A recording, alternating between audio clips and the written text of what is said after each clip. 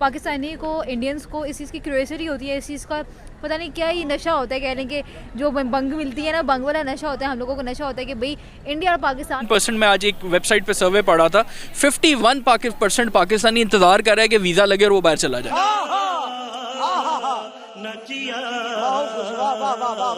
अभी ज़ाहिर बात है हम अपने सुबह को मैनेज नहीं कर पा रहे।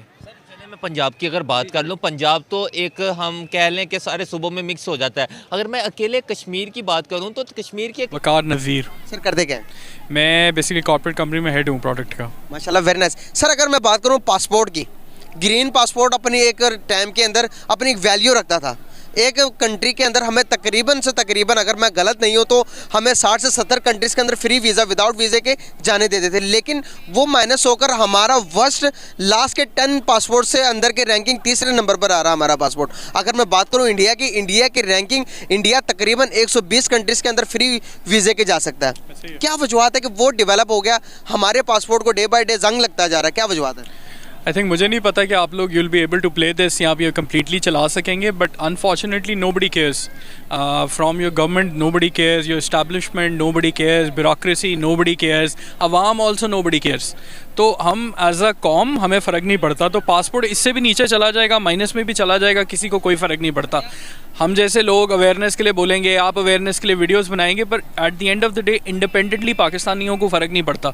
हमारी अपनी हरकतें ऐसी हैं, अगर आप किसी ट्रिप पे जाते हैं, यूएई जाते हैं, मैं यूके 10 साल रहा हूँ, तो आप ओवरऑल इनकी हरकतें और चीज़ें देखते हैं, एज अ कम्युनिटी देख लें, एज पाकिस्तानीज़ देख लें, तो हमारी हरकतें ही नहीं ठीक हैं। और माशाल्लाह वैसी हमारी गवर्नमेंट की भी हरकतें हैं, दे डोंट केयर, उन्हें फ़र्क नहीं पड़ता इकॉनमी के क्या हालात हैं, लोग बदहाल हैं, बिलों के बदहाल हैं, पासपोर्ट से बदहाल हैं। तो मेरे ख्याल से कोई एक चीज़ नहीं है जो सही हो रही है। तो ये भी होता रहेगा, हम और मार खाते रहेंगे, कोड़े खाते रहेंगे, टाइम शैल गो ऑन, जब तक जो है चल रहा है, अल्लाह ही चला रहा है इस मुल्क को।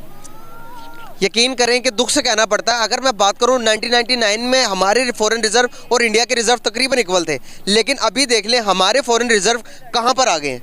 हमारा फॉरेन रिजर्व अगर मैं बात करूं 7.8 बिलियन डॉलर से, अगर मैं बात करूं इंडिया के 5.16 बिलियन डॉलर्स के फॉरेन रिजर्व हैं, इतने ज़्यादा। अगर मैं बात करूं कंपनीज़ की, हर एक कंपनी इंडिया में जाकर इन्वेस्टमेंट करने में इंटरेस्टेड है, पाकिस्तान में कोई नहीं आना चाहता। क्या वजूहत है? आज तक सर अलमिया की बात यह कि हम टोयोटा, होंडा ये तो यूज़ कर रहे हैं, सुजुकी, अपनी कोई कंपनी को हमने रेफर नहीं किया कि मेड इन पाकिस्तान हो, हम सारी सैम्पलिंग करते हैं। क्या वजूहत है कि डाउनफॉल पर इसी वजह से तो नहीं जा रहे? क्या वजूहत लगती है आपको?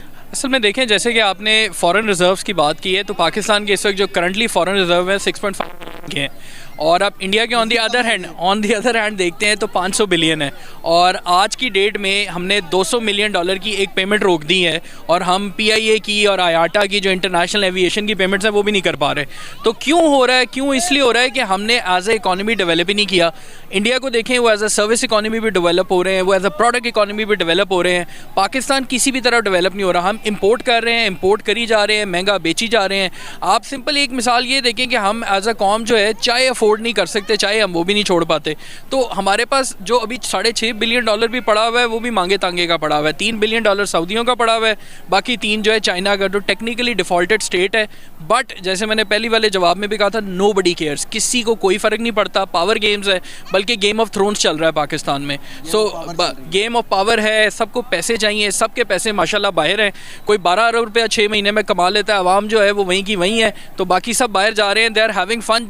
पाकिस्तानी जो है वो यहीं पर बैठा हुआ है, और जो हुक्मरान पाकिस्तानी वो बाहर चला जाएगा। तो nobody cares, it's perfectly fine. Economy जो है भड़ास निकल गई है, इकॉनमी का बेड़ा गर्क हो गया है, सब महंगा है। हमें मसला है कि जी गाड़ियाँ महंगी, हर चीज़ महंगी, यहाँ बनता क्यों, यहाँ कैसे कुछ बनेगा? कमीशन हैं, ईज़ ऑफ डूइंग बिजनेस नहीं है, वन विंडो ऑपरेशन नहीं है, आपके पोर्ट के ऊपर आपकी LCयाँ जो हैं फंसी हुई हैं, माल क्लियर नहीं हो रहा। आज की लेटेस्ट न्यूज़ ये भी है कि आपकी दवाइयों बनाने के लिए भी आपके पास चीज़ें नहीं हैं। तो माशाल्लाह कमाल डायरेक्शन है। सर अगर मैं बात करता हूँ इसी बरक्स के, जब देखते हैं कि मुल्क के हालात श्रीलंका की तरफ होते हुए नज़र आ रहे हैं, श्रीलंका ने कोई अपना एक स्टेप अप नहीं लिया, हम भी उसी रास्ते पर चल रहे हैं। एक प्रेडिक्शन के मुताबिक 75% चांसेस है पाकिस्तान के बैंक करप्सी होने के। अभी तो मेरे ख्याल से वो भी हो गई है, पिछले मंथ की बता रहा हूँ। आप क्या समझते, क्या रही है आपकी इस बारे में? आई थिंक जहाँ तक तो आप कह रहे हैं बैंकरप्सी की बात है, वो तो बिल्कुल बैंकरप्ट तो हम ऑलरेडी हो चुके हैं, बस अनाउंस करना बाकी है।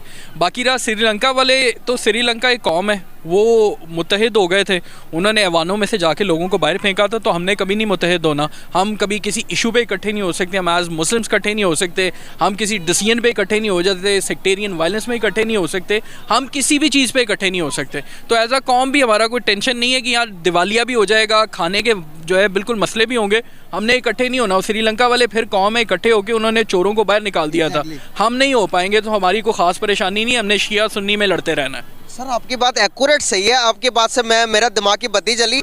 मैं यकीन करें कि यही बात है कि अगर मैं नून लीगी के पास जाता तो पीडीएफ को गाली निकालता, ये मुतहिद हो ही नहीं सकते। क्या वजूहत है, हमारे दिमाग में इस तरह की चीज़ें क्यों भरी हुई हैं? क्योंकि हम जो है पीटीआई वाले पहले हैं, हम पीएमएल-एन वाले पहले हैं, हम फौजी ज़्यादा हैं, मगर हम पाकिस्तानी नहीं हैं। बस सबसे बड़ा मसला है the day we become Pakistani things will change. तो जिस दिन पाकिस्तान का मतलब क्या, ला इलाहा, वो एज अ कौम जब हमें समझ आएगा, हमें लीडरों को समझाने की ज़रूरत नहीं है, हमें किसी के पीछे जाने की ज़रूरत नहीं। एज अ पाकिस्तानी मैं ठीक हो जाऊँगा ना तो सब ठीक हो जाएगा। मगर हमें उम्मीद है कि जी मियाँ साहब लंदन से आके कोई दवाई दें, खान साहब जो है ना और कोई 2-4 गोलियाँ खाएं, या कोई फ़ौजी सरबरा आके जो है ना हमें होश दिलाए, तो हमें नहीं आनी। एज अ पाकिस्तानी हमारा प्रॉब्लम है, हम ही इन लोगों को लेकर आते हैं, हम ही नारे लगाते हैं, हमें इनमें से किसी की ज़रूरत नहीं है। हमें इस कौम को इन सब से निजात चाहिए। आपको क्या है, आप पॉलिटिक्स में क्यों नहीं आते, मुझे क्या प्रॉब्लम है? तो दैट इज़ द थिंग। जब ये एवरेज लोग आएंगे ना तब चेंजेस आएंगे, क्योंकि आपके मेरे मसले मुझे पता है, एसी वाले अवानों में से किसी को नहीं पता। नहीं पता, एग्जैक्टली। सर अगर मैं फॉरेन रेमिटेंस की बात करूं, फॉरेन रेमिटेंस की पिछले साल की अगर मैं बात करूं तो $31 बिलियन से अभी इस साल मजीद कम हो गए, $29 बिलियन हो गए। अगर मैं बात करूं पड़ोसी मुल्क की, यकीन करें $81 बिलियन से अब $100 बिलियन को टच कर लिया। हम हुंडी इस्तेमाल करते हैं, वो हुंडी इस्तेमाल नहीं करते, वो डायरेक्ट लॉयल है। क्या वजूहत है, हम लॉयल क्यों नहीं है? क्योंकि हमें तो वैसे इस बात पे भी डूब के मर जाना चाहिए कि वो जो ओवरसीज़ पाकिस्तानी है जिसकी तरह हम देखते हैं कि हमें फ़ॉरेन रेमिटेंस भेजे, जो प्रदेश में बैठा हुआ है, अपने मुल्क अपनी फैमिली की सेक्रीफाइस दे के बेचारा वहाँ बैठा हुआ है, हम उससे वेट करें, हमने उसे वोट का राइट भी ले लिया है, ठीक है, तो हमें उसकी इतनी ही परवाह है। और बाकी जगह पर क्यों कर रहे हैं? क्योंकि अगेन उन लोगों को पता है कि हमारा पैसा जो है पाकिस्तान में सिक्योर है, इकॉनमी इंडिया में सिक्योर है, उनकी हर चीज़ ग्रो कर रही है, वो अपना पैसा भेजते हैं बिकॉज वो वहाँ अमीर होना चाहते हैं अपने मुल्क में, अपनी ज़मीन में। हमारा पाकिस्तानी जो है ये आज 51%, मैं आज एक वेबसाइट पे सर्वे पढ़ा था, 51% पाकिस्तानी इंतज़ार कर रहा है कि वीज़ा लगे और वो बाहर चला जाए।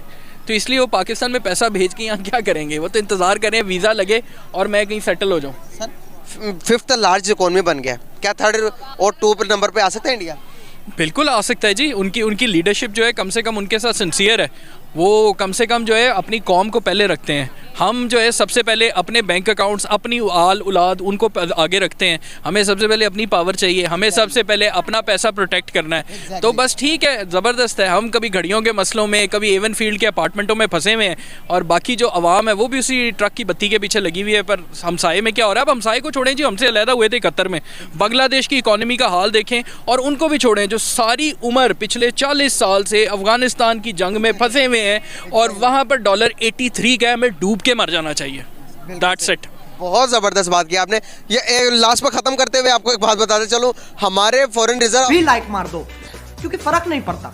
सही बता रहा हूँ, फर्क नहीं पड़ता, बस लाइक मार दो। और अगर तुम लोग नए हो तो सब्सक्राइब करो, वो जो लाल वाला बटन है उस पर कुछ भी फेंक के मारो, ये माइक फेंक के मारो, ये कैमरा फेंक के मारो, मैंने उल्टा बोल दिया लेकिन मुझे फर्क नहीं पड़ता है।